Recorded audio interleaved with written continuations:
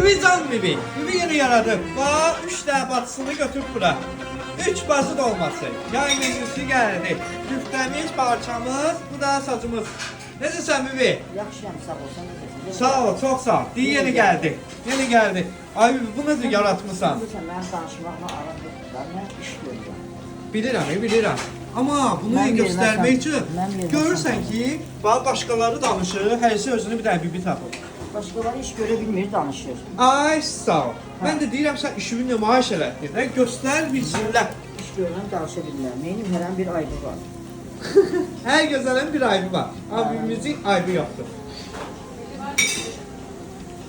Buyurun gəlin, Balxanı qəsəbəsi Neftçi kafesi. Yay sezonunun yeməkləri gəldi. Yay sezonunun qazan kotleti, 3 bacı, saclarımız, can ətindən, bel ətindən saclarımız gəldi. Buyurun gəlin, Balxanı qəsəbəsi Neftçi kafesi.